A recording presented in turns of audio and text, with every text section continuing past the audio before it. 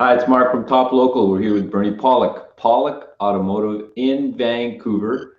Vancouver's best auto service experience. 18-time winners of best auto repair in Vancouver as voted by their customers. How are you doing this morning, Bernie? Doing very well, Mark. So we're going to talk about a bit of an unusual vehicle for your shop so far. Anyways, a 2012 Ford Transit Connect electric van. What was going on with this vehicle? Well, this vehicle wouldn't start. When you put the key in the vehicle, you turn it on, and then there's an actual start position, much like a gasoline-powered car. You actually turn the key to the start position, and when it works, the gauges jump up, and you can hear little motors and things whirring in the vehicle, and that's basically when the vehicle is actually ready to drive. I don't know if you can call it the starting mode, but it's the readiness mode. So it wouldn't go into that mode much of the time. So it wouldn't start, which would be a pretty big problem for any vehicle, but I'm sure for an electric vehicle, it's kind of unusual. What was going on? It is. So again, it's just a matter of trying to diagnose and figure out what it is. So what we found in the end, I'll just cut straight to the chase, that there under hood, there's a battery, just like any regular gasoline-powered car. There's a small battery. It runs the accessories. It's kind of like the starting battery. And that battery was very weak and not apparently bad at first. It's not like a usual gasoline-powered car where you get in the engine would just kind of go or go click when you turn it. But basically, same kind of thing. The vehicle wouldn't start. So I'll just share a couple of pictures under the hood of this vehicle before we talk about how we diagnosed that. But that's basically what the cause was. The battery was weak. It was old. It was a original Ford battery. It's a 2012 vehicle. It's now 2017. It's 5 years old. It's about average life for a battery. So perfect timing. So let's just share a few photos here of this vehicle. There we go. Screen share. And there's a side plate of the vehicle with a nice electric tag on it. And where's our under hood view? Hang on for a second here. Don't want these technical difficulties at this time of day. Okay. All right. Well, I'm going to have to. Okay. We're searching for photos. We're going to have to cut the screen sharing, and I'm going to refer you to our new channel, Car Truth Show, on YouTube. If you go there, you'll see a nice video under the hood and a whole explanation of the vehicle. So go there, you'll see all the details. All right. Yeah. So, how did you go about diagnosing this vehicle? Is it different than a gasoline vehicle?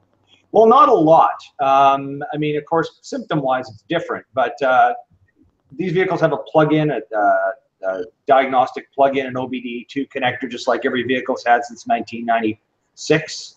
And I mean, fortunately, they haven't changed that because they may not require it, seeing as there's no emission testing to do in this vehicle. But nonetheless, it has that same connector, and we plug it in and hook up our scan tool and look for codes and things. So, of course, there isn't an engine module in this vehicle like a gasoline-powered engine, but it's worth looking. So what we do is scan the whole vehicle, look through codes, and it's interesting that the clue for this problem actually came from the anti-lock brake system module of all things, where it said low battery voltage code. And I'll be honest, it took a little bit of figuring, to go, okay, what's actually causing this? And there's communication error codes throughout the system. There's computer modules. Any modern vehicle, there's computers that talk to computers, and if one of them isn't working properly, there's a communication error, the vehicle won't start. And that's exactly what there was in the ignition key module, was a communication error. So anyways, through testing further, realized the battery was dead, and that was a problem. So that's basically the diagnostic is similar. It's just a bit of a learning curve. So you don't see too many of these vehicles on the road. I can't remember seeing any of them, honestly. How reliable have you found that they are? Well, I can't say I'm an expert on these vehicles, because this is the first all electric car we worked on in the shop, which is kind of exciting because I mean there's getting to be more and more of them every day on the road. But I meet people who own them. I don't hear a lot of complaints about them. I look online to see what who's complaining about them. Are they really are there problems with them? And they don't seem to be a lot. And I think these are the kind of things we're going to see. I mean, we see this with Priuses as well, where this little starting battery won't allow the car to start. So I mean, really overall, the car should be quite reliable. based on the simplicity. There's basically one big. I'm sorry I couldn't show the photo, but there's basically when you pop the hood, there's where the engine used to be. There's just one big huge boxy motor piece with a lot of wires. There's still a cooling system and a number of common components, but there's no oil to change, there's no oil to leak. There's a lot of the problems we have with an internal combustion engine are not there. There will be similar other problems with electrical items, and who knows over time what those will be, but overall I think they're going to be very reliable.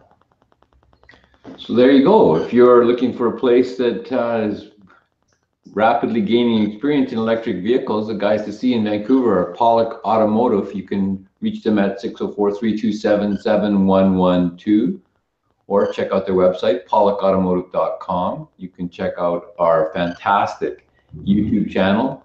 Just search for Pawlik Auto Repair on YouTube, or as Bernie alluded to, our new Car Truth Show you can also find that on YouTube or at cartruthshow.com. Thanks, Bernie. Thanks, Mark.